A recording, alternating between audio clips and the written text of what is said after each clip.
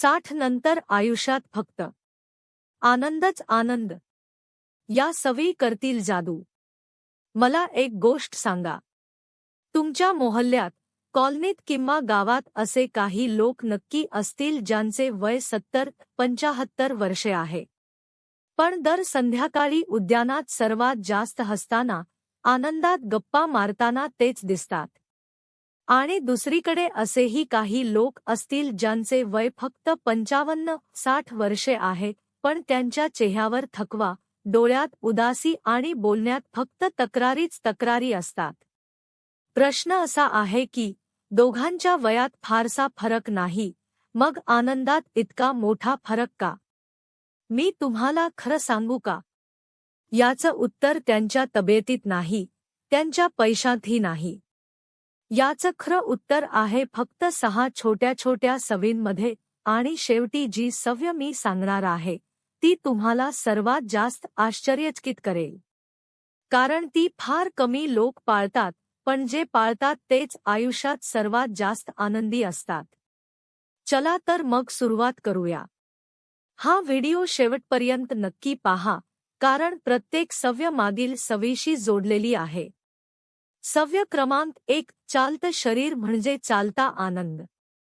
जरा आठवा, तरुणपणीचे ते दिवस. सकाळी उठताच दिवस जोमाने सुरू व्हायचा. पायात चपळाई असायची, अंगात उत्साह असायचा. आता विचार करा, सकाळी उठल्यावर तुमच्या मनात पहिला विचार कोणता येतो? अरे देवा, आज पुन्हा गुडघे आखडले आहेत. की वा, आजचा दिवस छान जाणार आहे. जर पहिलं उत्तर असेल, तर काळजी करू नका. हे फक्त तुमच्यासोबतच घडत नाही.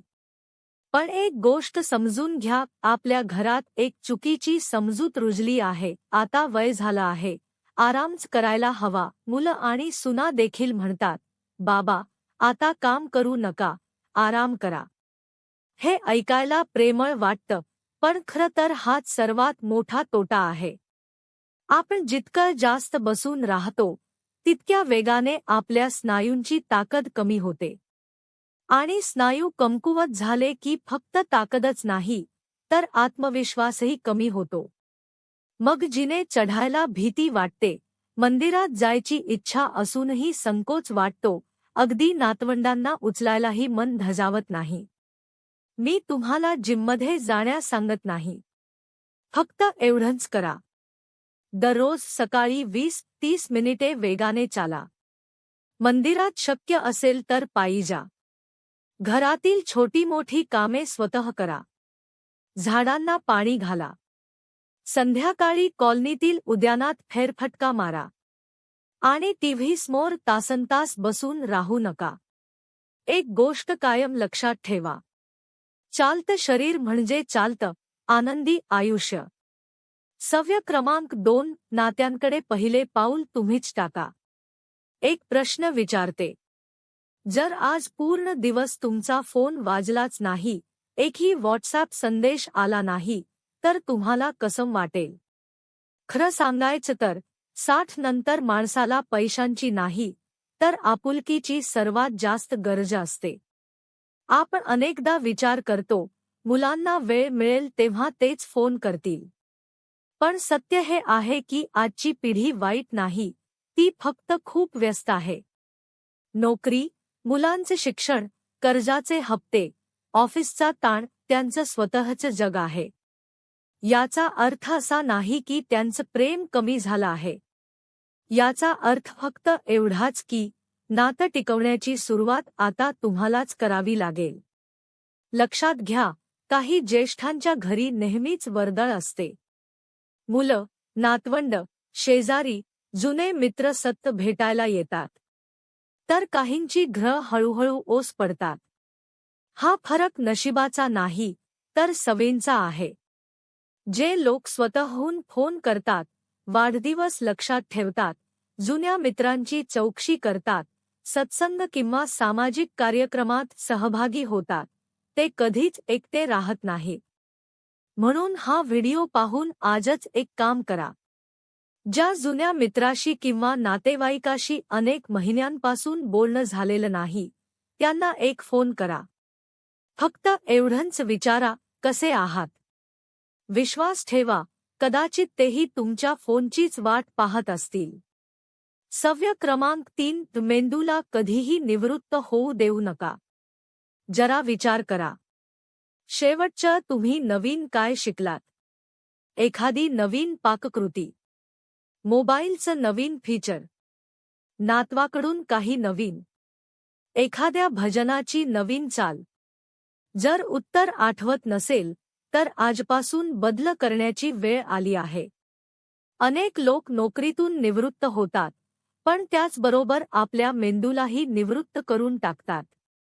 ते म्हणतात, या वयात आता नवीन काय शिकायचं? पण मेंदू हा स्नायूसारखाच असतो. जितका त्याचा वापर कराल, तितका तो अधिक सक्षम राहतो. मी 75 वर्षांचे असे लोक पाहिले आहेत जे मोबाईलवर YouTube वापरायला शिकत आहेत, फेसबुकवर जुने मित्र शोधत आहेत, नवीन भजने शिकत आहेत, बागकामाच्या नवीन पद्धती आत्मसात करत आहेत. त्यांचं वय वाढतंय, पण त्यांचा उत्साह अजिबात कमी झालेला नाही. छोट्या गोष्टींपासून सुरुवात करा. दररोज वर्तमानपत्रातील एक लेख लक्षपूर्वक वाचा. सुडोकू, लुडो किंवा बुद्धीला चालना देणारे खेळ खेळा. मोबाईलवरील एखादं नवीन ॲप वापरायला शिका. आपल्या आयुष्यातील अनुभव डायरीत लिहून ठेवा. ज्या दिवशी माणूस शिकणं थांबवतो, त्या दिवशी तो स्वतःला म्हातारा समजू लागतो. म्हणून तुमचं वय जन्मतारखेने नाही, तर तुमच्या उत्साहाने ठरवा. सव्य क्रमांक 4, तक्रारी कमी, कृतज्ञता जास्त.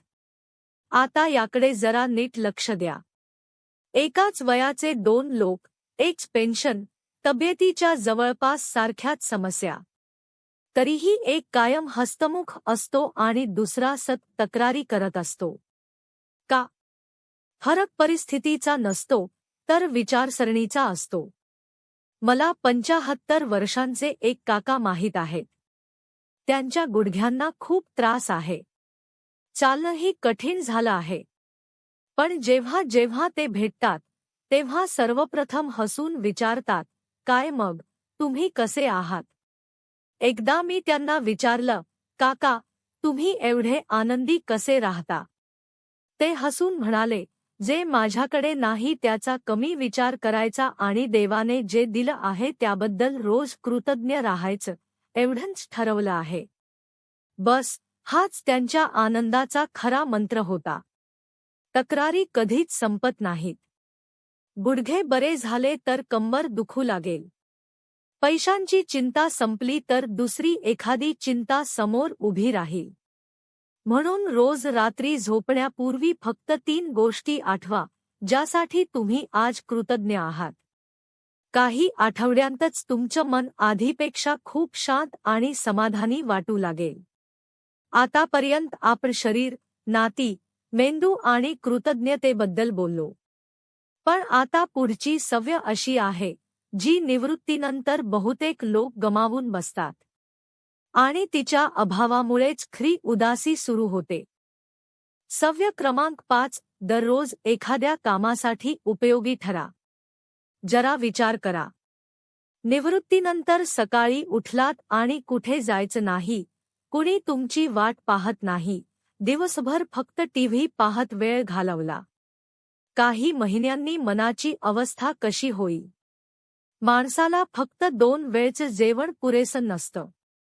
तो अजूनही कोणाच्या तरी उपयोगी आहे, ही भावना देखील तितकीच महत्त्वाची असते. मला 70 वर्षांचे एक निवृत्त शिक्षक माहीत आहेत. निवृत्तीनंतर ते खूप उदास राहू लागले. एक दिवस त्यांनी आपल्या परिसरातील मुलांना मोफत शिकवायला सुरुवात केली. आता दर संध्याकाळी त्यांच्या घरात मुलांच्या हसण्याचा आणि आनंदाचा आवाज घुमत असतो.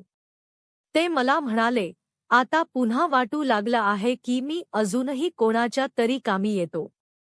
हे काम मोठंच असायला हवं असं नाही.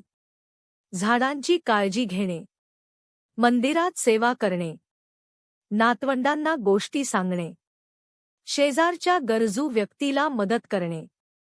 यापैकी काहीही असू शकतं. ज्या माणसाकडे रोज सकाळी उठण्याचं एक कारण असतं, त्याच्यासाठी वय ही फक्त एक संख्या असते. सव्य क्रमांक 6. दररोज मनःशांतीसाठी 10 मिनिटे द्या. आणि आता ती शेवटची सवय, ज्याचा मी सुरुवातीलाच उल्लेख केला होता. आपण दिवसभर टीव्ही पाहतो, मोबाईल वापरतो, बातम्या ऐकतो, लोकांशी बोलतो. पण आपण कधी 5 ते 10 मिनिटे फक्त स्वतःसोबत घालवतो का? खूप कमी लोक असं करतात. खरं म्हणजे 60 वर्षांनंतरची सर्वात मोठी लढाई बाहेरच्या जगाशी नसते, ती स्वतःच्या मनाशी असते. जुन्या आठवणी, एखाद्या प्रिय व्यक्तीची उणीव, भविष्यातील चिंता. यासाठी हिमालयात जाण्याची गरज नाही. फक्त सकाळच्या ताज्या हवेत शांत बसा. डोळे मिटा. खोल श्वास घ्या, देवाचं नामस्मरण करा किंवा उगवता सूर्य कोणतीही घाई न करता शांतपणे पहा. ज्याने स्वतःचं मन जिंकलं, त्याने संपूर्ण आयुष्य जिंकलं. चला, आता या 6 सवयी पुन्हा एकदा आठवूया. 1. दररोज शरीराला हालचाल द्या. 2. नाती जपण्यासाठी पहिले पाऊल स्वतः उचला. 3. मेंदूला कधीही निवृत्त होऊ देऊ नका. 4. तक्रारी कमी करा, कृतज्ञता वाढवा. 5. दररोज कोणाच्या तरी उपयोगी ठरा. 6. रोज किमान 10 मिनिटे स्वतःच्या मनासाठी राखून ठेवा. मित्रांनो, 60 वर्षांनंतर आनंदी राहण्याचं रहस्य जास्त पैशांत नाही, तर या छोट्या छोट्या सवयींमध्ये दडलं आहे. या व्हिडिओतील एखादी तरी गोष्ट तुमच्या मनाला स्पर्श करून गेली असेल, तर खाली कमेंटमध्ये लिहा.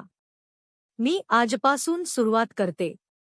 आणि हो, हा व्हिडिओ त्या मित्राला किंवा नातेवाईकाला नक्की पाठवा, ज्याला आज या शब्दांची सर्वात जास्त गरज आहे. कदाचित तुमचा हा एक छोटासा संदेश त्याचं आयुष्य बदलू शकेल. कदाचित तुमच्या या छोट्याशा कृतीमुळे कोणाच्या आयुष्यात नवी आशा निर्माण होईल, योग्य वेळी योग्य निर्णय घेण्याची प्रेरणा मिळेल किंवा एखाद्याला आजारपण आणि पश्चात्तापापासून वाचवता येईल. लक्षात ठेवा, कधीकधी एक छोटासा संदेशही एखाद्याच्या संपूर्ण आयुष्याची दिशा बदलू शकतो. कुणास ठाऊक, आज तुम्ही शेअर केलेला हाच व्हिडिओ एखाद्यासाठी नव्या आयुष्याची सुरुवात ठरेल. एक व्हिडिओ शेअर करायला फक्त काही सेकंद लागतात, पण त्याचा परिणाम एखाद्याच्या संपूर्ण आयुष्यावर होऊ शकतो. जीवन बदलण्यासाठी नेहमी मोठ्या चमत्कारांची गरज नसते.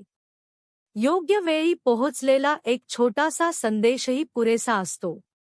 कदाचित आज तो संदेश तुमच्या हातून कोणापर्यंत पोहोचेल. अशाच प्रेरणादायी आणि उपयुक्त गोष्टी दर आठवड्याला पाहण्यासाठी आमच्या चॅनेलला सबस्क्राईब करा. स्वतःची काळजी घ्या, आनंदी राहा, हसत राहा. पुन्हा भेटू पुढील व्हिडिओमध्ये.